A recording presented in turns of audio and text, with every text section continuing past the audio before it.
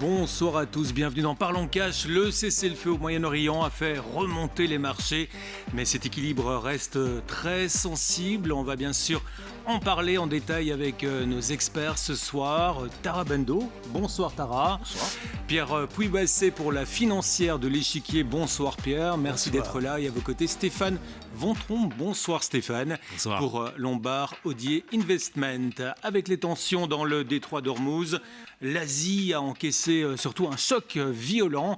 Alors y a-t-il des opportunités peut-être dans cette région du monde? On va bien sûr en débattre tout à l'heure avec nos experts. Mais tout d'abord, on va faire le point sur les bourses et aussi sur le pétrole en cette période décidément très agitée.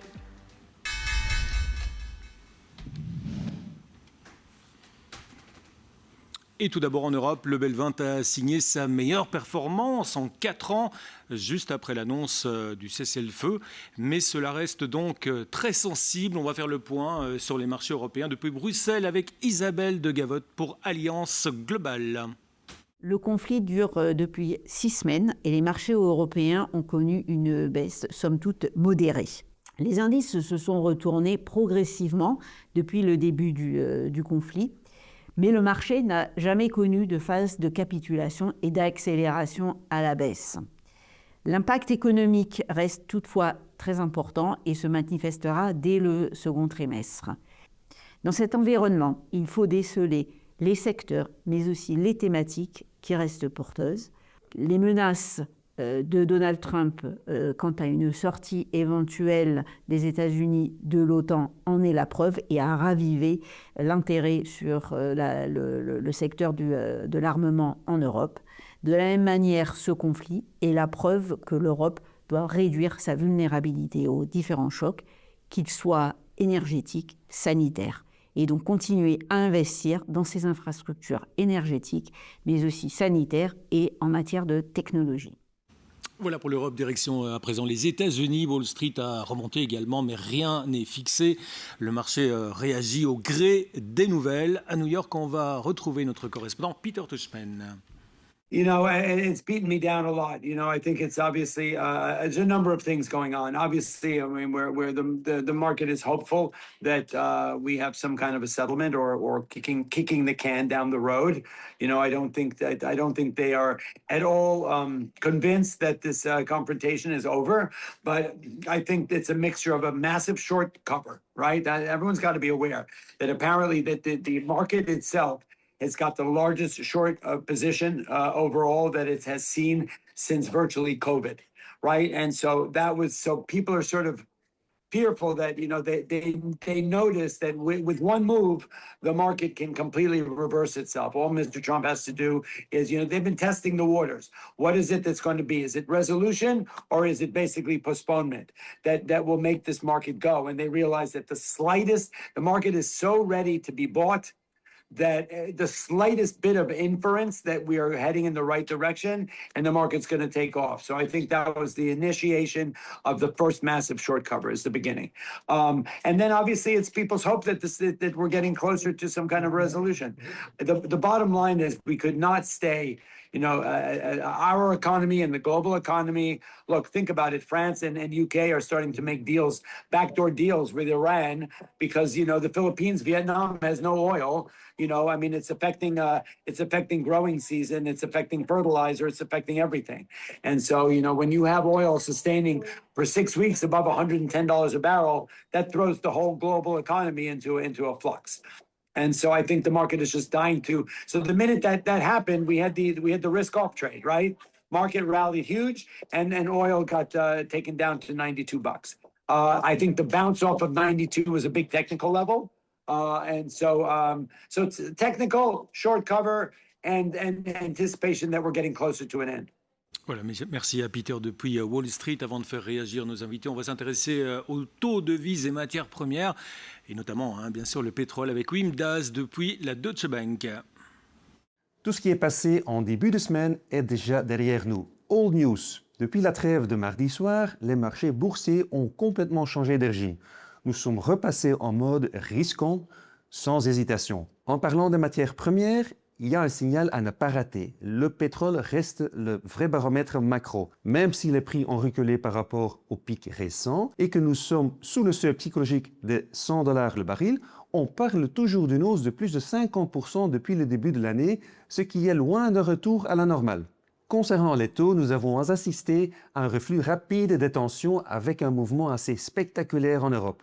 Le 2 ans allemand est passé de 2,71% à 2,45% en quelques heures mardi soir. Aux États-Unis, le mouvement est plus modéré, mais il est bien là. Du côté des devises, le dollar a exactement fait ce que nous pouvions attendre.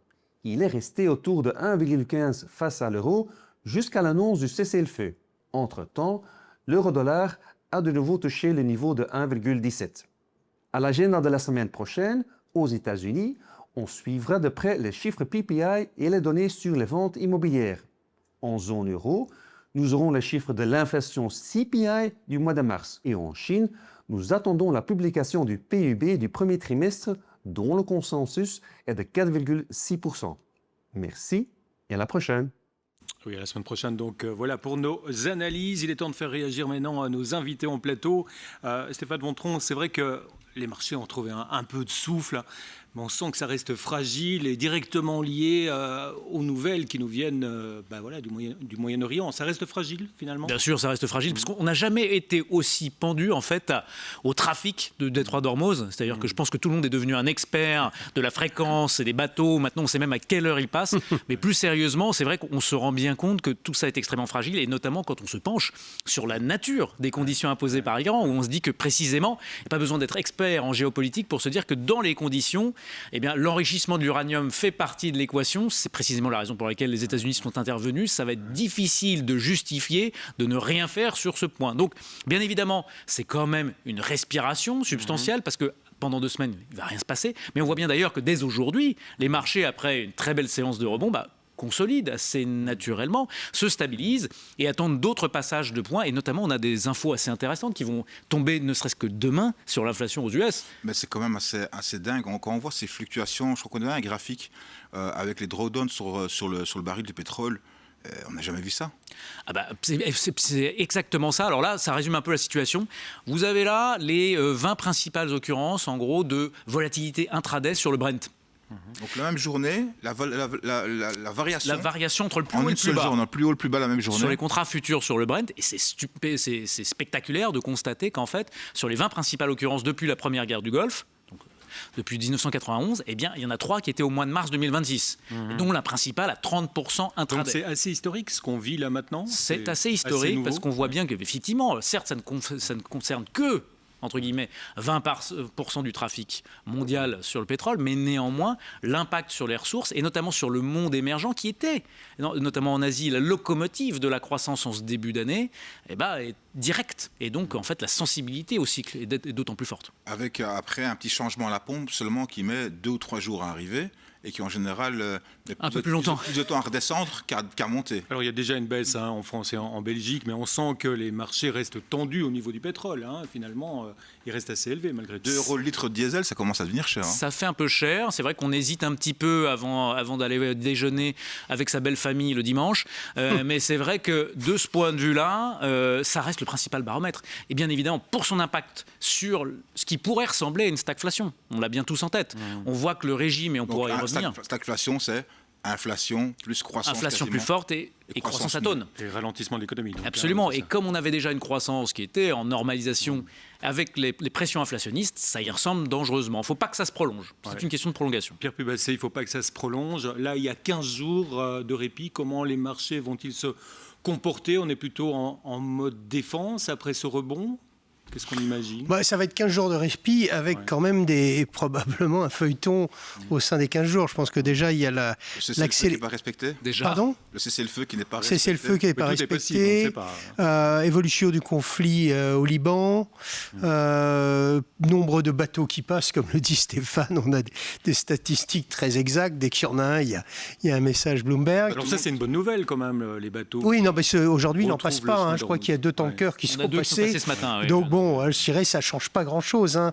Et d'ici quelques jours, ça devrait. Je pense que c'est ce que le marché veut voir.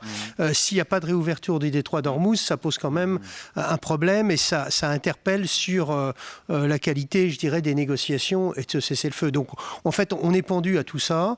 Je crois qu'on comprend tous, malgré tout, que si on veut faire une analyse de momentum, il y a quand même une volonté de négociation. En tout cas, on sait bien que du côté des États-Unis et du côté de Trump, a priori, il y a les midterm elections. Enfin, il y a toute une série de sujets. Oui, on va en finir. Il devient très impopulaire. Donc voilà. Donc il y a de la pression et il a un intérêt, je dirais, à une négociation et à trouver une fin. Mais comme tout le monde le dit, une guerre, il y a deux parties et il y a toujours l'inconnue iranienne et comment l'Iran va réagir à cet environnement. Et comme le dit Stéphane, il y a déjà énormément tout le monde est très perplexe parce que d'un côté les Iraniens soi-disant parlent d'un certain nombre d'éléments sur une négociation à 10 points et les Américains disent que c'est pas sur ces points-là qu'ils sont en train de négocier. Donc on voit bien qu'on n'est quand même pas tout à fait sorti, je dirais, du conflit et tout ça mène à une certaine prudence, je pense. Pour ceux qui veulent suivre le trafic en direct, marinetrafic avec 2f.com. On sait voir la destination des bateaux et la cargaison qu'ils ont, évidemment. Stéphane Montreux, c'est vraiment le détroit d'Ormuz là, qui donne un peu le ton des marchés de l'économie mondiale, on le sent. Là. C'est vrai que le cœur des marchés n'a jamais battu aussi près du Moyen-Orient traditionnellement. Du détroit d'Ormuz, c'est plus rare, mais effectivement, c'est vraiment le baromètre précisément pour son impact sur le prix de l'énergie. Et encore une fois, on est dans une situation de croissance qui ne permet pas d'encaisser des chocs d'inflation substantiels. On était tous en train d'espérer. On a commencé l'année 2026 dans un scénario boucle d'or, consensuel, de se dire, voilà, la croissance est relativement molle, mais elle existe avec des valorisations qui sont elles-mêmes exigeantes. On avait peu de place pour de mauvaises surprises économiques. Patatras, ces mauvaises surprises économiques n'arrivent pas, mais en revanche, on a un retour de l'inflation avec une décroissance, en tout cas du momentum de croissance. Forcément, ça pince un petit peu. Alors, les valorisations ont reflué, ça laissait un petit peu d'espoir, mais avec le rebond qu'on vient de connaître, la réalité, c'est que là encore, la marge est relativement ténue et donc nous incite effectivement, comme le disait Pierre, à de la prudence à court terme. Pierre Pubassé, c'est vrai qu'il y a ce risque inflationniste et même de stagflation qui est toujours en arrière-plan. C'est bien entendu un des éléments. Ce qui est certain, c'est à quelle vitesse, je dirais, la situation se normalise. Parce que, on parle du trafic, mais il n'y a pas que le trafic. Il y a des capacités de production aussi qui ont été atteintes. Ça risque de mettre donc, ça va mettre plusieurs semaines. Par rapport à des alors, il y a plusieurs conséquences. Alors, pour compléter ce que dit Stéphane, on a quand même un rendez-vous qui est intéressant, qui est dans les jours qui viennent. C'est le début de la publication des résultats. Donc, les entreprises vont probablement donner un peu leur analyse de la situation, même si je pense qu'elles vont quand même être relativement prudentes.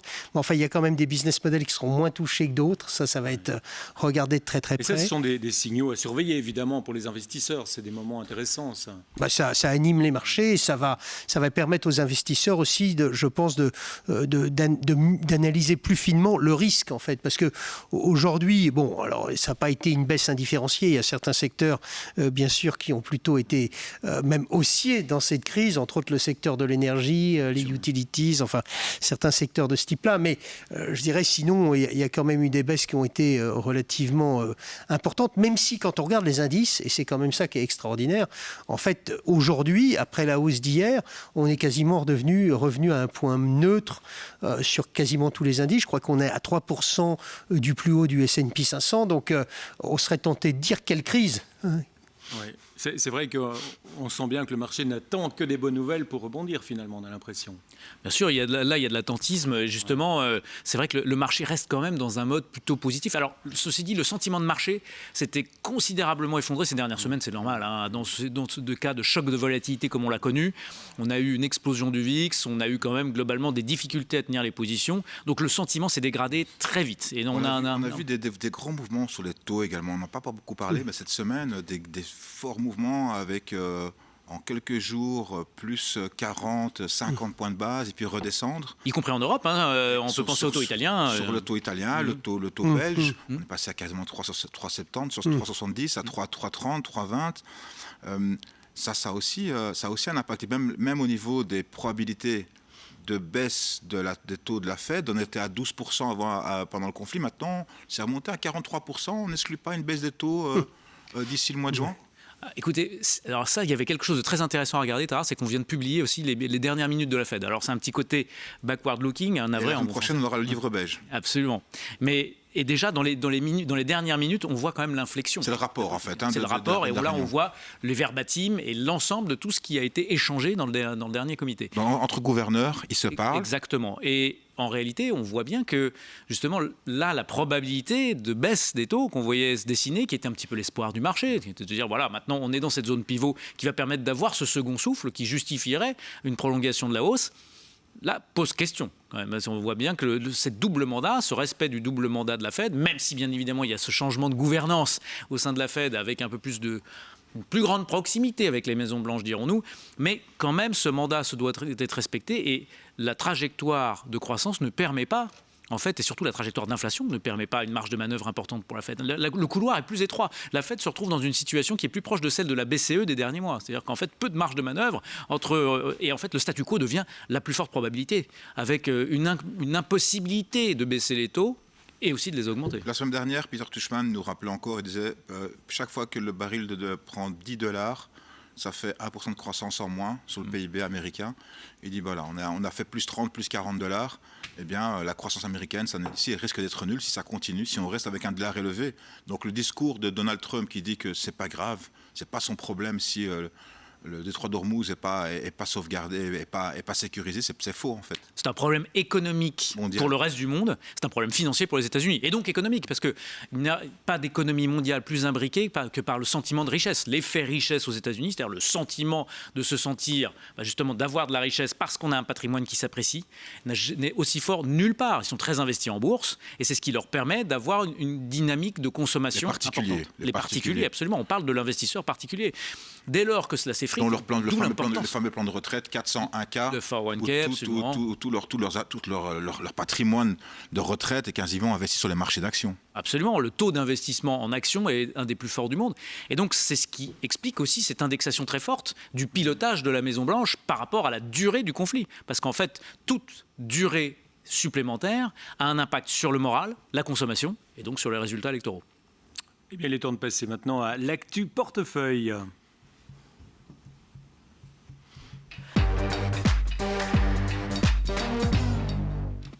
Et dans ce contexte qui reste très sensible, très tendu, bien sûr, j'imagine qu'il y a des arbitrages, Pierre, dans les portefeuilles d'investissement. Qu'est-ce qui est in, qu'est-ce qui est out à votre niveau ?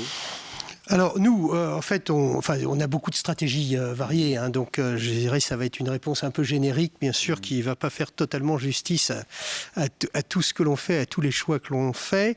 Je dirais sur les portefeuilles diversifiés, hein, qui sont des mélanges donc d'obligations et d'actions, je pense qu'il y a quand même eu, malgré tout, comme vous l'avez fait remarquer, une remontée des taux, il y a eu une remontée des spreads de taux. Ça a quand même été, je dirais, l'occasion de reprendre un peu plus de risques, hein, donc on a fait remonter en fait la partie, je dirais, high bêta de nos portefeuilles obligataires. Alors qu'est-ce que ça veut dire ? Acheter entre autres des obligations hybrides, des obligations high yield, enfin, qui sont plus intéressantes, rallonger un peu la duration. High bêta, ça veut dire quoi pour l'investisseur particulier ? Qui ont une réactivité très forte. Qui réagissent très fort au marché. Voilà, pour résumer, qui réagissent très fort au marché.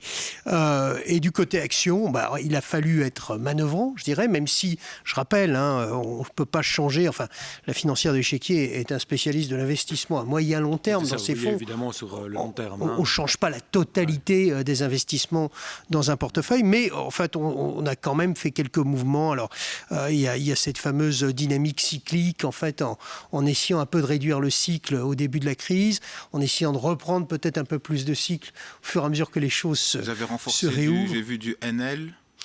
Oui, alors ça, c'est Total, plutôt du défensif. Voilà, on a renforcé des titres, hein, je vous ai envoyé la liste. Et encore une fois, ça, c'est que sur une stratégie, hein, je dirais. Donc, c'est pas forcément représentatif de tout ce qu'on a fait, mais on a essayé de sécuriser un peu le portefeuille. On s'est bien sûr un peu plus exposé. Alors, c'est Total, pas Total, mais bon. Total Énergie. Les pétrolières. Un peu les pétrolières, voilà. Bien sûr. Voilà. Vous savez, c'est un contrôle, en fait, de votre exposition par rapport au marché en permanence. Enfin, Et la gestion des SAP, par exemple. Ouais, plutôt allègement de titres qui nous paraissaient cycliques. Alors SAP, il y a d'autres problématiques qui viennent se greffer dessus, vous le savez. Spécifique au dossier. Alors, c'est spécifique au secteur, en fait. Même si, aujourd'hui, force est de reconnaître qu'à force d'être un secteur... Le secteur du software a quand même été pas mal malmené. Oui, il y a un problème de software as a service, toute cette thématique-là. SaaS-apocalypse, on appelle ça, SaaS-apocalypse. Je dirais qu'il nous paraît parfois un peu exagéré, mais après, vous savez, la gestion d'un portefeuille, c'est une série d'équilibres très, très subtils qui, parfois, vous vous rendez compte, vous êtes sous-exposé à un secteur, vous êtes obligé de vous réexposer, surexposer à un autre, etc., etc. Ceci dit, la tech, ce qui est quand même intéressant aujourd'hui, c'est l'impact de cette consolidation qu'on a vécue, même si je le dis encore, les marchés sont pas... les variations des indices sont assez faibles, en fait, à la baisse. Il y a des choses qui sont intéressantes, c'est-à-dire on a quasiment plus de primes, enfin du moins on est sur des niveaux de primes de valorisation sur le secteur de la technologie qui sont quasiment au plus bas des 20 dernières années aujourd'hui, sur la tech, par rapport à l'ensemble du marché américain. Donc c'est des signaux qui nous interpellent et on est obligé aussi de se poser des questions par rapport à ce type de signaux et est-ce que c'est une porte d'entrée, est-ce qu'il faut se renforcer après être sorti, etc. Stéphane Vautron, de votre côté, est-ce que vous avez procédé à des arbitrages, bien sûr, on imagine aussi que ce sont des visions à moyen et à long terme, sur plusieurs années, mais tout de même. Je pense que c'est un message important, effectivement, qui est rappelé par Pierre, qui est de se dire, et d'ailleurs, ce sera l'objet d'autres discussions, mais de parfois dézoomer. C'est-à-dire que l'émotion et le bruit, il faut qu'on apprenne à vivre avec, à le naviguer, mais néanmoins, il ne faut pas que ça devienne un faux ami, parce que c'est souvent le faux ami de l'investisseur, et on pourra y revenir, parce que quand on regarde les différents chocs pétroliers, on voit qu'en réalité, ils sont effacés très rapidement, et très rapidement absorbés, et sont plus... Si on regarde sur longue période, des opportunités d'achat que des risques structurels. Passer cette parenthèse, effectivement, pour répondre à votre question, concernant les différents arbitrages, même exercice que Pierre, je prends pour baromètre nos gestions d'allocation d'actifs. Et effectivement, dans ce cadre-là, la fin du mois de mars a été marquée quand même par une réduction graduelle du risque et sur beaucoup d'actifs, et notamment sur des actifs qui avaient été résilients, qui avaient été introduits dans nos gestions. Je pense à l'or, qui a été réduit pour partie. Je pense aux matières premières. Records, évidemment. Oui. Donc avec des expositions énergie qui ont été réduites. Et puis aussi, on avait réduit une exposition, je ne sais pas si je l'avais communiqué, mais sur les obligations indexées. On avait une position d'obligation indexée qui a très bien tenu sur cette période du mois de mars, qui a été réduite. Et en fait, paradoxalement, donc en fait, on a beaucoup réduit le risque. On a été très risk-off sur cette dernière partie du mois de mars, qui a plutôt bien fonctionné. Et là où se positionne dans ces premières séances de rebond, là où on a saisi en fait des opportunités en toute fin de mouvement de baisse, c'est plutôt de remettre un petit peu du crédit, parce qu'avec, on le mentionnait tout à l'heure, donc du crédit avec des obligations privées sur les spreads qui s'étaient écartés assez substantiellement, notamment sur le high yield, comme l'évoquait Pierre, de près de 40 points de base. C'est quelque chose qu'on a souhaité réintégrer dans les portefeuilles à la marge. Une entreprise un peu plus risquée qui offre des meilleurs rendements. Des meilleurs rendements, absolument. Alors sans aller forcément sur de l'exotique, entre guillemets, parce que là aussi, comme beaucoup de territoires d'investissement, la réalité, c'est que le high yield est un univers protéiforme, avec le haut du high yield qui est très, très, en fait, fongible avec le bas de l'investment grade, qui sont les bonnes notes, le bas du high yield, là, pour le coup, avec des probabilités de défaut qui sont beaucoup plus élevées. Mais on a repris un peu de risque sur ce terrain-là. Et puis également, on a réexposé un petit peu nos portefeuilles sur de la dette émergente. Là aussi, ça a été un thème intéressant. Il y a eu de la tension sur ces marchés émergents. Pour le moment, nos équipes de gestion multi-assets sont plutôt revenues sur les taux que sur les actions. On va terminer cette partie avec un petit mot sur la musique et le numéro 1 mondial, Universal Group. Oui, en fait, bonne nouvelle ou mauvaise nouvelle pour les Français, on verra. En tout cas, il faut savoir quel est le lien d'abord entre Taylor Swift, Kendrick Lamar, Bad Bunny, Lady Gaga ou Stromae.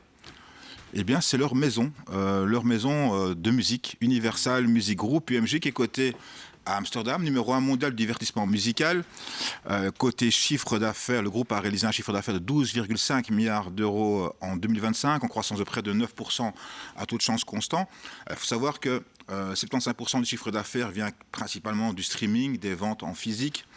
18% de l'édition musicale. Alors, géographiquement, évidemment, la moitié du chiffre d'affaires, c'est les États-Unis. Il n'y a pas photo. Puis après, c'est le Royaume-Uni, le Japon, l'Allemagne et la France.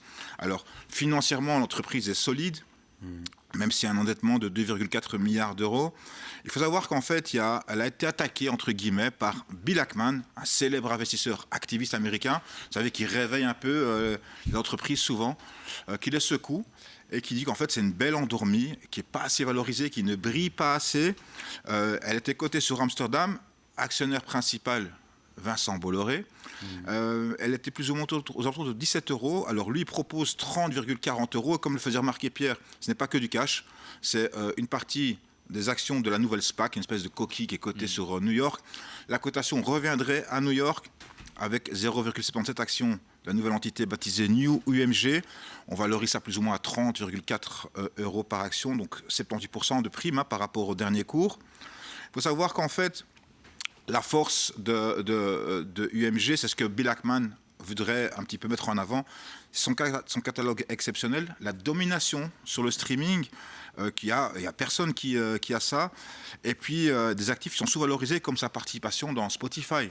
Il faut savoir que là, on a environ 2,7 milliards d'euros qui ne sont pas mis en avant. Donc une communication financière qui est assez perfectible. Alors l'offre n'est pas contraignante. On verrait normalement l'opération se boucler d'ici fin 2026. Évidemment, c'est un coût énorme, mais on attend tous de voir un petit peu la réponse de Vincent Bolloré, parce qu'il reste quand même l'actionnaire de référence et pour l'instant majoritaire. À suivre donc. Eh bien, on va marquer une petite pause et puis on revient juste après dans Parlons Cash avec cette question. Est-il intéressant maintenant d'investir en Asie? On se retrouve juste après ceci. À tout de suite.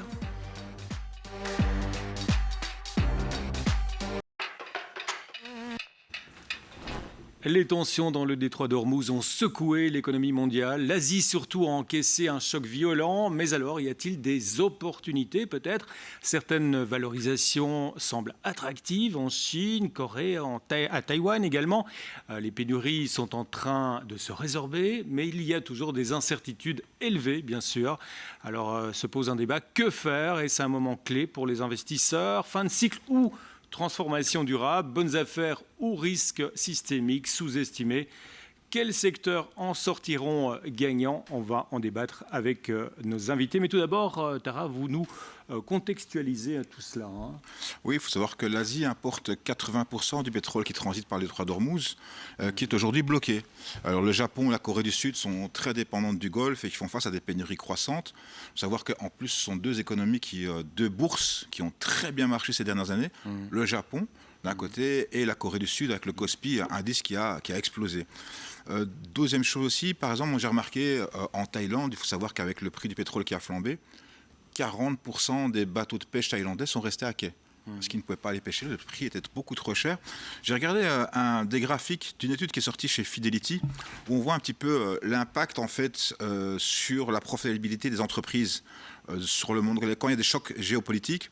Et alors on regarde, on voit que du côté de l'Asie-Pacifique, ex-Chine et ex-Japon, donc on ressort la Chine et le Japon, on voit que oui, c'est vrai qu'il y a un impact négatif, mais en fait, finalement, de l'autre côté, au niveau modérément positif ou pas d'impact, eh bien, c'est eux qui en profitent le plus. Mais bizarrement, ça, c'est une première chose. Deuxième chose, il y a un autre graphique. On voit en fait au niveau des opportunités de valeur sur les marchés émergents, mais on voit qu'en fait, la Chine reste toujours largement sous-évaluée, elle est tout en haut. Et puis qu'on voit également l'Asie-Pacifique hors Chine et hors Japon également. Et on voit que le Japon, lui, par contre, est le pays qui, entre guillemets, trop mixé, on va dire, on ne sait pas trop évaluer la valeur des entreprises. Il y a beaucoup, c'est des conglomérats souvent. Et donc, les activités sont difficiles à valoriser. Mais on voit que les continents occidentaux, l'Europe, évidemment, et l'Amérique du Nord, là, on n'est pas du tout avec des entreprises qui sont sous-valorisées. On est en fair value, en valeur intrinsèque normale. La Chine, elle, souffre toujours de ça, et l'Asie-Pacifique, les entreprises sont toujours sous-évaluées. Mais évidemment, maintenant, avec ce choc énergétique, on pourrait évidemment voir un point d'entrée sur certaines valeurs chinoises, que ce soit dans le secteur automobile ou de la robotisation. Ouais, Stéphane Vontron, c'est vrai que voilà, il y a peut-être des opportunités à faire. Ceci étant dit, on sait que le marché chinois, parfois, ça fait un peu peur aux investisseurs. Voilà, il y a eu des crises. immobilière, notamment. douloureuse, hein. Le marché intérieur est plutôt en berne. Et puis, c'est quand même dépendant des décisions politiques. Absolument. La différence par rapport au monde d'avant, si je puis dire, c'est que les Chinois n'en ont plus le monopole. On voit bien que le risque géopolitique n'est plus une spécificité régionale, loin s'en faut, et qui s'est considérablement exporté. Alors, je ne dis pas que c'est une raison supplémentaire pour avoir raison dans les autorités confiance dans les autorités chinoises. N'en reste pas moins que on va rester fondamentaux et justement par rapport au contexte que reprécisait Tara très justement, essayer justement de dézoomer. Je pense que ce qui est très intéressant dans le cadre d'un investisseur particulier, d'un investisseur quel qu'il soit d'ailleurs, hein, c'est simplement de se dire qu'il y a une divergence, en tout cas une contradiction entre la trajectoire économique d'une part, et la trajectoire financière d'autre part. Si on prend le MSCI World All Country, donc l'indice boursier mondial le plus utilisé et qui ouvre quand même au marché émergent, parce qu'il y a une version standard dans laquelle il n'y en a pas, on a quand même, dans le monde émergent, ne pèse que 12% de l'indice, alors que c'est 45% de comment on l'économie explique ça mondiale. alors Il y a des économies, entre guillemets, surcapitalisées. C'est le cas des États-Unis. On est en Europe un petit peu au milieu du gué. Les économies émergentes sont en dessous. On n'estime pas qu'aujourd'hui, ça serait une fair value d'avoir 45% de la capitalisation mondiale dans le monde émergent. Mais néanmoins, il y a une marge d'ajustement. Si on regarde, il y a un autre élément qui est intéressant, c'est de se dire, prenons un peu de recul au sein du monde émergent. Parce qu'on va souvent nous poser comme contradiction de se dire, mais oui, mais justement, ce n'est pas le même risque. Donc, c'est pas la même valorisation. Donc dire que l'Europe se paye 15 fois les résultats et les marchés émergents 12 fois les résultats, c'est pas comparable. Ce que je trouve intéressant, c'est qu'au sein du monde émergent, si on compare l'Asie émergente au reste du monde émergent, on va retrouver dans les deux cas des multiples de résultats qui sont autour de 12. C'est-à-dire qu'il n'y a pas de véritable divergence, mais avec des trajectoires de croissance qui sont plus importantes. C'est-à-dire que typiquement pour 2026, on attend plutôt 12% de croissance sur l'Asie émergente, là où on est plutôt à 8-9% sur l'Asie globale. Donc on voit bien la prédominance de l'Asie émergente dans le mix de croissance. Ça, c'est le premier élément. Et le deuxième élément, c'est cette dynamique de croissance. D'où vient-elle ? Elle est plutôt endogène dans le cas de l'Asie, elle est plutôt exogène et exportatrice dans le cas du LATAM. Xavier a apporté un graphique, c'est pas celui-ci, un autre graphique où on voit, on compare justement l'Europe, l'Asie-Pacifique, l'Amérique du Nord et le monde. Sur ce graphique, on voit les 4 courbes et on voit en effet que la croissance asiatique est plus forte. On voit qu'elle est plus forte. Là, on voit le choc. En l'occurrence, là, ce qu'on voit, c'est le choc. Et vous évoquiez tout à l'heure, Tara, le cas de la Corée du Sud, qui est particulièrement intéressante, qui a été le choc le plus sensible parce que la plus forte sensibilité énergétique perçue. Cette bourse-là fonctionne bien. Et ça a été... mais le choc a été fort. Mais le choc a été fort. Ayons en tête quand même que un titre que tout le monde connaît, Samsung Electronics, trajectoire de croissance forte, assez forte lisibilité sur le modèle. On ne peut pas parler d'une petite entreprise. Pour mémoire, ça se paye 6 fois les résultats. Mais d'ailleurs, c'est pour ça que le gouvernement maintenant met des incitations fiscales pour que les investisseurs particuliers nationaux, les particuliers coréens et les investisseurs internationaux viennent investir en Corée du Sud. On va réduire les précomptes, on va inciter les gens à investir en bourse parce qu'en effet, il y a une grosse décote malgré la forte hausse. Depuis le début de l'année, le Kospi, je crois qu'on était à plus 35% et sur un an, l'indice coréen à plus 136%. Malgré tout, on reste avec des ratios cours-bénéfices très très bas à un seul chiffre. Extrêmement bas, et avec un gros effet Samsung qui pèse très lourd dans la cote, mais Samsung se traite encore sur, si on prend la moyenne historique des 20 dernières années, ça se paye la moitié de sa moyenne historique. Ça se paye plutôt 12 fois en moyenne, Samsung. Pierre Pubasset, il y a des points d'entrée que vous évoque ce marché asiatique qui a souffert évidemment de cette crise.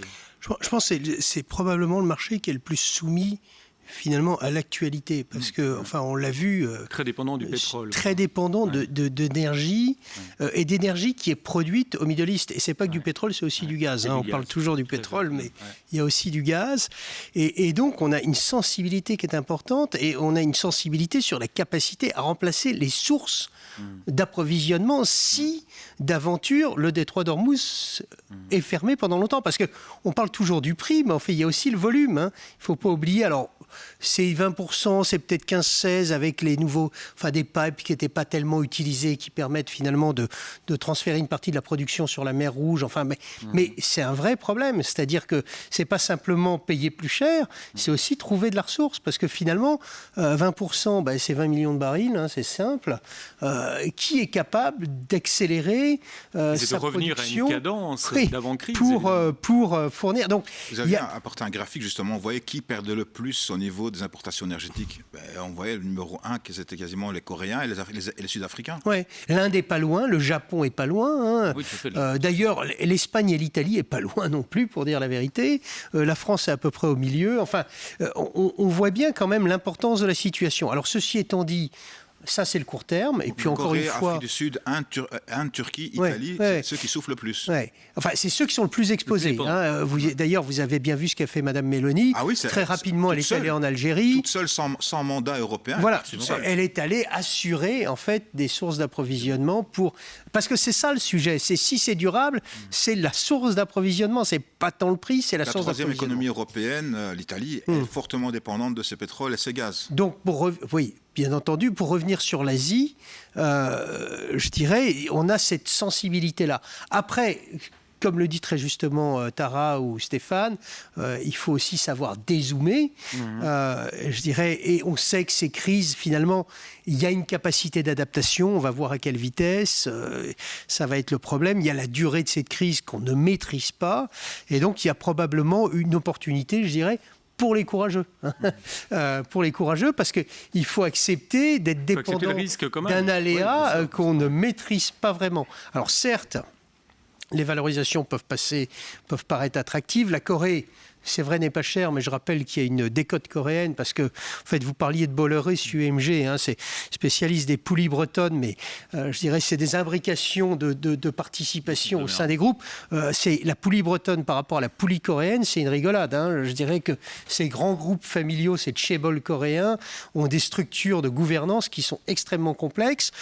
Une histoire qui n'est pas très pro-actionnaire minoritaire, hein, il faut reconnaître. Hein, il y a eu plusieurs histoires assez compliqué. Alors, le gouvernement coréen est en train d'essayer de changer ça, mais ça prendra du temps.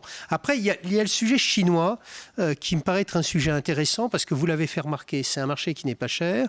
C'est un marché sur lequel, en fait, tout le monde est plutôt... je dirais, négatif ou à l'écart. Et il commence à y avoir des petits signaux. Alors, c'est vrai que des petits signaux, finalement, peut-être de rationalisation de la crise immobilière, une pas si mauvaise tenue que ça de la consommation des ménages. Un gouvernement qui veut aussi, il y a des articles qui sont en train de sortir, une moindre dépendance à l'exportation qui est considérée comme une faiblesse, en fait, de l'économie chinoise d'un point de vue stratégique, et encore une fois, vous savez que la Chine raisonne à très long terme, donc, mais ce qu'ils sont en train d'adresser, et c'est probablement pas inintéressant, enfin, certains experts, en tout cas, y compris nous, on regarde pas mal les expositions à la consommation ménage des Chinois. Mais je dirais, c'est contrariant, hein, c'est un choix qui est contrariant. Est-ce que les plateformes chinoises ne sont pas un peu victimes du bashing? Parce qu'on voit JD.com, Temu, Pinduoduo, Meituan, qui sont aussi valables, voire meilleurs que Uber, Amazon, Meta ou autres. Mais en Occident, on n'utilise que les plateformes américaines, principalement.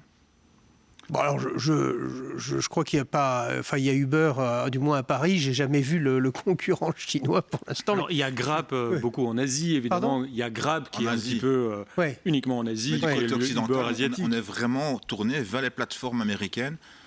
Oui, il y a toujours cette complexité de la relation avec la Chine. Il y a toujours la suspicion que ces entreprises chinoises sont des plateformes simili d'espionnage. Il y a un combat stratégique aujourd'hui aussi qui probablement diffuse sur la situation, qui est un combat stratégique sur l'Afrique, sur la maîtrise des pays à ressources minières, enfin, etc., qui fait que ça complique probablement l'existence des sociétés chinoises. Mais la Chine, c'est une économie qui, alors certes, est exportatrice, mais c'est aussi un marché intérieur qui est quand même relativement important. Mais si on prend le secteur de l'automobile, par exemple, il est dominant aujourd'hui avec BYD et au moins une dizaine de nouvelles marques qui sont arrivées en Europe. Mais c'est bien son problème, c'est que il ne faut pas non plus qu'ils détruisent totalement l'industrie automobile européenne. Donc c'est toujours la même chose. Ça ressemble beaucoup à ce qui s'était passé avec l'industrie automobile japonaise à une époque. Tout ça, au bout d'un moment, ça se traduit par des quotas, des levées de boucliers, des surtaxations, etc., etc. En volume, Toyota et les Coréens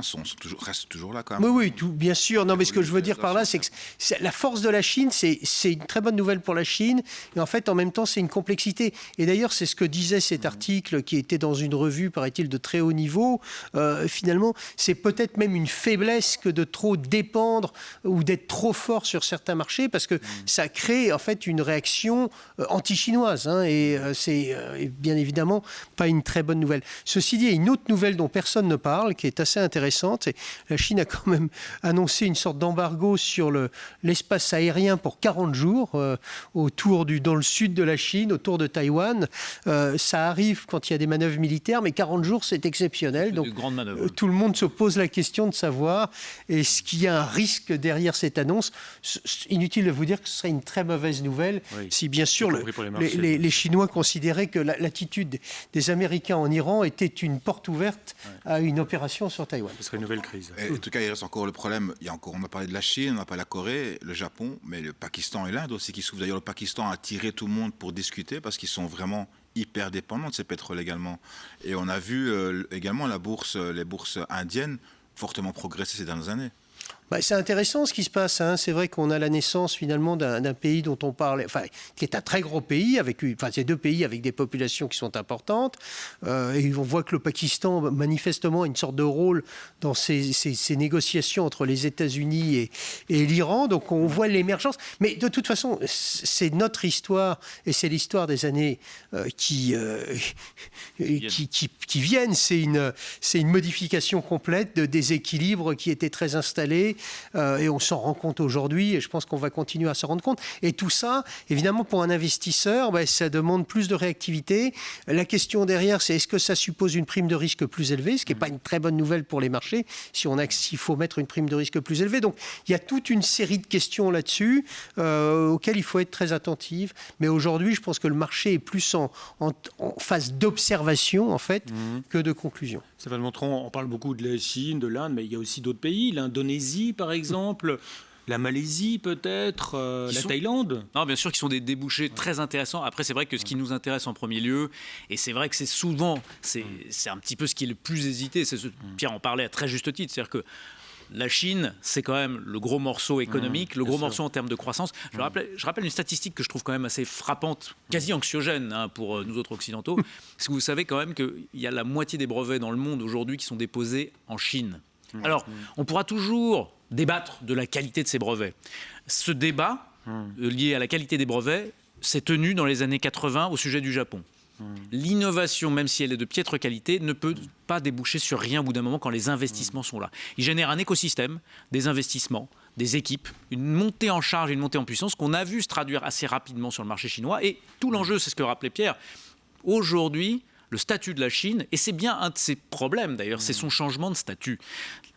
Historiquement, lorsque l'on achetait de la Chine, on achetait de l'exportation. Là, le sujet, c'est d'avoir un modèle qui est plutôt un modèle de croissance endogène, de croissance de sa consommation et d'innovation, mais pour alimenter sa croissance domestique, un peu à la manière des États-Unis, d'un point de vue de développement économique, un repli sur soi et une doctrine beaucoup plus centralisée autour de la Chine et sa zone de chalandise immédiate. Et c'est la raison pour laquelle, pour répondre à votre question, en fait, les marchés indonésiens, thaïlandais, que je qualifierais qui sont des marchés profonds, notamment dans le cas de l'Indonésie, mais sont surtout des marchés qui vont être tenus par les champions locaux des plus grandes économies domestiques, comme quelque part les premiers vainqueurs de la mondialisation en termes de, justement, si vous pensez aux grands vainqueurs en termes d'investissement sur l'ouverture de l'économie sur les marchés émergents, ont été des acteurs occidentaux et des acteurs européens notamment, très exportateurs, avec un mix de croissance très nourri par les marchés émergents. On pourrait, si on extrapole, avoir ce type de dynamique sur des acteurs chinois et aussi japonais et coréens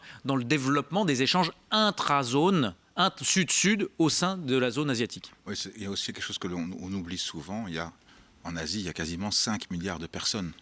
Donc, certains pays sont très grands, mais même si on touche qu'arriver qu'une classe moyenne ou une classe aisée qui est assez petite par rapport au continent européen, ça reste une masse de population assez importante. Tout à fait, et c'est un très bon point, Tara, parce qu'en fait, il y a aussi un grand débat sur la Chine qui est lié à la démographie. Et justement, la pression démographique, et souvent, d'ailleurs, le parallèle est fait entre l'Inde et la Chine, qui ont des forces très différentes. Mais n'oublions pas, ne perdons pas de vue que justement, il y a un réservoir, un vivier de population, c'est-à-dire que ce qui va intéresser de manière assez cynique, il faut le dire, ce qui est l'investisseur, c'est non pas le nombre d'individus, mais le nombre de consommateurs. Donc, qui est aujourd'hui associé directement à l'économie de marché. Et on voit qu'aujourd'hui, et pour les 10 années à venir, dans le cas de la Chine, on est encore en territoire positif, en millions, voire dizaines de millions d'individus chaque année. C'est considérable. Et c'est tout l'enjeu justement du taux d'équipement qu'aujourd'hui nous intéresse sur ces marchés asiatiques, sur des valorisations qui sont plus faibles. Alors évidemment, ça ne remplace pas des expositions sur des marchés domestiques, mais néanmoins, ça nous paraît quand même être une optionnalité. Et on parlait justement de la sensibilité particulièrement forte de ces économies à la crise que nous connaissons à l'heure actuelle. Effectivement, ce risque est assez binaire, mais en revanche, une dernière fois, c'est vrai qu'après j'arrête de l'utiliser, Pierre, promis, mais dézoomons, parce qu'en fait, en tant qu'investisseur action, ce qui nous intéresse, ce n'est pas le prochain trimestre, c'est de se dire, est-ce que ce contexte nous permet d'avoir des points d'entrée qui, à l'échelle pluriannuelle, est un bon point d'entrée? C'est probablement le cas. Pierre Pubassé, pour conclure, comment est-ce que l'investisseur peut se positionner sur ces marchés? Il y a des ETF, des fonds dédiés, j'imagine. Alors, je pense qu'on va plutôt parler de fonds dédiés. Je crois que je représente une maison qui a une conviction profonde dans ce qui s'appelle la gestion active, le choix de valeur. Oui, il y a toute une série de stratégies. Certaines maisons ont des expertises historiques. Chez nous, on a toute une série de fonds qui sont des fonds pays, des fonds China, Emerging ex-China. Enfin, il y a toute une série de stratégies qui sont à disposition. Je pense qu'il y en a des très bonnes dans la maison de Stéphane aussi. Il y a beaucoup de solutions en fait pour s'y positionner et je pense que je préfère recommander en fait que vos auditrices et vos auditeurs s'y positionnent à travers des stratégies de gestion active plutôt qu'à travers des ETF. De toute façon, y aller directement en valeur individuelle, c'est quasiment très compliqué. C'est compliqué d'en acheter. Peu de brokers donnent encore accès pour l'instant au marché coréen, au vietnamien ou indien. On peut éventuellement aller sur Hong Kong, mais à part ça, ça devient très compliqué encore pour l'instant d'aller investir sur les bourses asiatiques. Et les valeurs chinoises qui cotent sur Wall Street, il n'y en a pas beaucoup, il n'y en a pas tellement. Oui, non, alors, effectivement, on connaît des grands noms, vous avez Alibaba, raison. évidemment, voilà. par exemple. Non, mais les fluctuations sont quand même assez fortes, la volatilité est assez élevée, donc c'est mieux de prendre toujours un fonds. Un fonds et puis être patient. Enfin, surtout si on considère que c'est une position de diversification dans le patrimoine et qui laisse d'autant moins de place pour diversifier. Justement, quel pourcentage alloué à son portefeuille? C'est très difficile de répondre à cette question. Ça dépend du profil de risque de chacun, mais on va dire que pour un profil dynamique, si on reprend les baromètres que je vous citais tout à l'heure, moitié de l'économie mondiale, 12% des indices mondiaux, la vérité est sans doute un peu entre les deux, pour un profil dynamique au sein de la poche action. Et comme le disait Pierre, je ne peux que souscrire à ton plaidoyer sur la gestion active, mais en particulier sur les marchés asiatiques. Pourquoi? Parce que la gestion active, c'est vrai qu'elle est challengée d'un point de vue global, d'un point de vue européen et américain. Mais s'il y a bien un territoire au sens large, sur lequel l'alpha moyen, donc la surperformance chronique moyenne des gérants, je ne parle pas de la nôtre, je parle celle de l'industrie. Et les compétences du gestionnaire font la différence. Et il y a des écarts moyens par rapport aux indices qui sont très substantiels. Et donc, c'est vrai que s'il y a un segment sur lequel ça vaut le coup de faire de la gestion active, c'est précisément les marchés émergents et asiatiques. Eh bien, c'est retenu. Merci à tous les deux. On va maintenant s'intéresser à l'actualité des cryptos.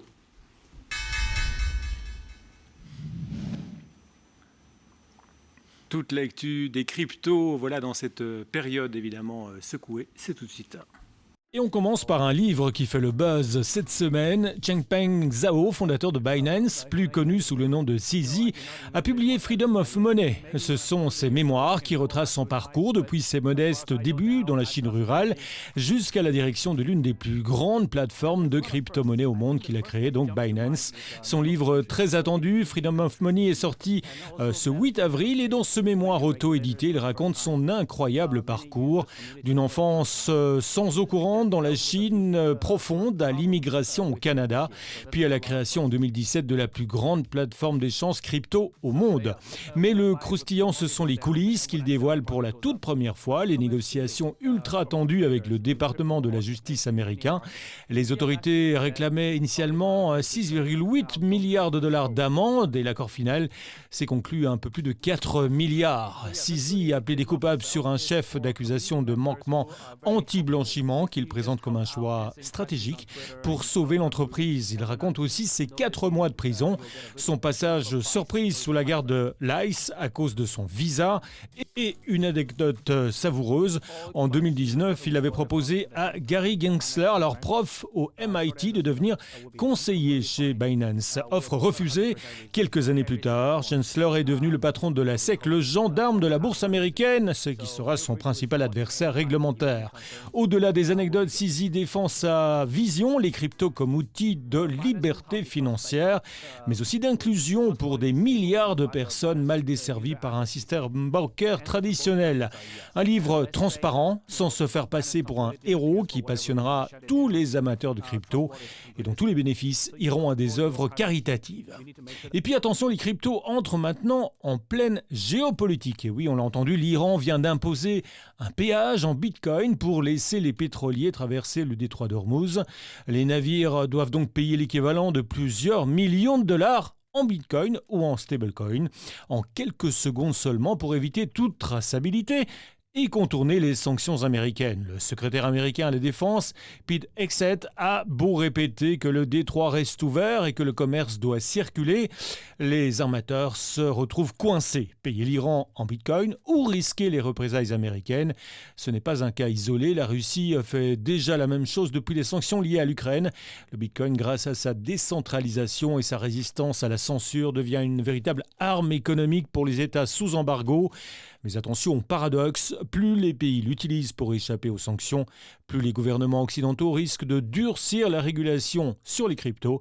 Les crypto-monnaies ne sont plus seulement un actif financier, elles deviennent un outil de nouvel ordre monétaire. C'est peut-être un tournant historique. Et puis le grand mystère de Bitcoin est relancé. Le New York Times vient de publier une enquête massive. Après plus d'1 an d'investigation, il désigne Adam Back, cryptographe britannique de 55 ans et fondateur de Blockstream, comme le candidat le plus sérieux pour être Satoshi Nakamoto, le créateur anonyme du Bitcoin. Les indices, c'est bien des similitudes dans le style d'écriture analysé par l'IA, son expertise en cryptographie et surtout c'est lui qui a inventé Hashcash, la technologie qui a directement inspiré la preuve de travail du Bitcoin. La chronologie colle parfaitement, mais attention, aucune preuve irréfutable, pas de signature avec la fameuse clé privée. Et Adam Back a immédiatement démenti, parlant de coïncidence et de biais de confirmation. 17 ans après la création du Bitcoin, en 2008, Satoshi reste donc introuvable et détiendrait encore environ 1,1 million de Bitcoin, soit plus de 70 milliards de dollars. Pour beaucoup, ce mystère fait partie de l'ADN décentralisé du Bitcoin et il n'est pas prêt sans doute d'être résolu. Et voilà, on marque une petite pause et puis on se retrouve avec vos questions à nos experts en plateau. A tout de suite dans Parlons Cash.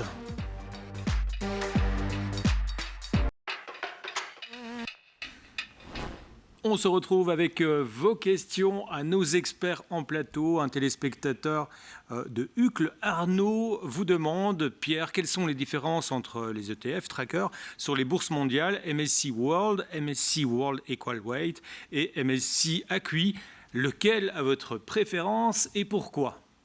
Alors, les différences, déjà, pour commencer, je pense qu'il y en a 2 que vous citez qui sont des indices, en fait, qui ne sont investis que sur des entreprises de pays développés, donc 23 pays. Donc le MSCI World, MSCI World, 1300 entreprises. Le MSCI World Equal Weight, c'est le même territoire géographique, mais il n'y a pas de pondération selon les capitalisations. Il y a une pondération équivalente de chaque composant de l'indice. Donc, et finalement, dans un environnement où peu de valeurs tirent les indices comme ça a eu lieu, par exemple avec les Max 7, je dirais, c'est plus avantageux d'être sur un indice comme le MSCI World qui est, je dirais, la répartition est liée à la capitalisation. Voilà. Les principales valeurs. Le AQUI, donc AQUI veut dire All Country World Index, c'est un indice. C'est l'indice dont parlait Stéphane, en fait. C'est 23 pays développés, donc c'est la base du World, plus 24 pays émergents. Mais comme c'est réparti selon les capitalisations, les pays émergents sont moins représentés que les pays développés. C'est un petit peu comme le premier, en fait. Voilà, et donc, exactement. Ça permet d'être présent sur des marchés, justement. Oui, alors le poids des émergents étant autour de 10%, ou peut-être 12%. Enfin, moi, quand j'ai vérifié, j'avais 10%. Mais c'est peut-être parce que ma source est liée à la baisse récente. Enfin, on regarde le graphique que vous avez amené. Qu'est-ce qui est le plus intéressant, finalement, quand on voit le graphique au niveau des valorisations? Sur votre graphique, on voyait le PEG. Oui, alors ça, c'est autre chose. C'est le PEG du marché américain par rapport à IC World ex-US. Donc, c'est encore autre chose. C'est des indices. Mais donc, on voit quand même que les États-Unis pèsent lourd, en fait, finalement. Alors, on voit surtout que la valorisation des États-Unis est devenir beaucoup plus raisonnable qu'elle n'était. C'est-à-dire que le PEG, c'est cette fameuse valorisation qui prend en compte la croissance. C'est le PE divisé par la croissance. Et en fait, on voit bien que la prime que l'on avait sur les États-Unis depuis 2023 a totalement disparu ces derniers mois. Et donc, on se retrouve avec finalement une prime qui est beaucoup plus limitée. Ce qui fait, ça renforce l'intérêt des États-Unis, en fait, aujourd'hui, moins exposés finalement à ces problèmes de crise d'approvisionnement. Une économie, certes, comme le dit Stéphane, probablement avec une croissance moins élevée que celle qu'on attendait, mais on parle toujours de 2% de croissance et une valorisation qui est devenue beaucoup plus raisonnable. Donc, ça fait un plaidoyer pour les États-Unis. C'est celui-là qui est votre préférence pour répondre à la question? Dans les trois, il n'y a pas d'indice US. Mais je dirais, non, moi je pense... je vais dire comme Stéphane, dézoomons. Ce qui se passe sur les émergents est important. Ça m'a l'air d'être un complément qui est intéressant pour un investisseur de long terme. Moi, ma préférence, c'est le ACWI parce qu'il a une partie, il n'a pas simplement une exposition sur les pays développés. Mais les États-Unis restent pesés lourd dans cet indice. Bien sûr, encore une fois, répartition par capitalisation boursière, c'est le plus gros marché et de très loin les États-Unis. Merci Pierre, et je rappelle que vous pouvez nous envoyer vos questions à parlonscash@email.com. Tout de suite, le chiffre du jour. Et ce chiffre, Stéphane, c'est moins 14%. Ça correspond à quoi? Expliquez-nous. Alors, ça correspond à la baisse moyenne constatée sur le prix d'une obligation qui passe de l'univers investment grade. On a évoqué le sujet tout à l'heure en début d'émission. Donc, les entreprises bien notées par les agences de notation, c'est-à-dire un minimum triple B-, c'est la frontière. Et quand on passe du mauvais côté de la frontière, double B+, le prix en moyenne baisse de 14%. Alors pourquoi c'est intéressant? Parce que c'est très symptomatique de ce qui se passe à l'heure actuelle dans le marché. C'est-à-dire qu'en fait, ce sont des ventes qui sont assez mécaniques. Là, on voit le tableau des ratings, c'est-à-dire les trois agences. Absolument. En bleu, c'est investment grade et en dessous, on passe en high yield. Absolument. Et on voit qu'il y a d'ailleurs, en termes de granularité, il y a encore plus de notes possibles sur l'univers du high yield que sur l'investment grade. Et donc, on parlait tout à l'heure de marché protéiforme. Un pays ou une entreprise, dès qu'on emprunte de l'argent, on a une notation de ces trois agences. Absolument. Alors, certains peuvent refuser de se faire noter sur les entreprises privées. Généralement, les États le sont. Et d'ailleurs, petite parenthèse, les États qui sont notés, en fait, les émetteurs privés ressortissants d'un État ne peuvent pas être mieux notés que l'État en question. Ce qui peut aussi faire jour à des opportunités de marché, parce que ça veut dire qu'en gros, vous êtes un émetteur privé de très bonne qualité dans un pays pas bien noté, vous avez une mauvaise note, alors que vous avez un bilan solide. Donc ça peut être intéressant d'ailleurs sur des marchés émergents d'aller chercher ce type d'émetteur. Je ferme cette parenthèse, mais pourquoi c'est intéressant? Justement parce que en fait, ça fait jour à des opportunités qui sont de l'ordre mécanique. Le marché est de plus en plus mécanisé, avec des investisseurs institutionnels, des fonds comme les nôtres, qui sont tenus par des ratios, qui font des ventes forcées sur des papiers qui sont fondamentalement pas de moins bonne qualité, mais qui sont détériorés pour des raisons techniques. Et donc en fait, ce trou d'air en termes de liquidité, il offre aussi une opportunité aux investisseurs. Il offre l'opportunité de ne pas aller chercher des qualités de crédit trop dégradées, de ne pas aller chercher trop loin, mais en revanche de bénéficier d'un effet prix. Et en fait, de chercher quelque chose d'assez atypique sur les marchés obligataires, c'est pas seulement du rendement. Généralement, les investisseurs vont chercher leur coupon sur des marchés obligataires. Là, c'est d'aller chercher une performance plus équilibrée entre le prix et le coupon, et de faire quelque chose d'assez équilibré. Et ça, je pense que c'est quelque chose qui est sous-estimé. Et quand on voit que des entreprises privées, deux éléments aussi qui nous interpellent, les entreprises privées, sur le marché européen, vont vous donner sur une investment grade de l'ordre de 3%. C'est vrai que quand ça fait moins 14, c'est sûr que c'est difficile à récupérer. Et en plus, la proportion. C'est-à-dire que vous avez aujourd'hui à peu près un quart des obligations privées dans le monde qui sont triple B-, c'est-à-dire à la frontière. Eh bien, ça sera le mot de la fin. Merci à tous d'avoir participé à cette émission. Merci Tara, merci Pierre-Stéphane. Vous pouvez revoir, bien sûr, cette émission sur notre site ln24.be, mais aussi sur YouTube. Excellente soirée, très bon week-end.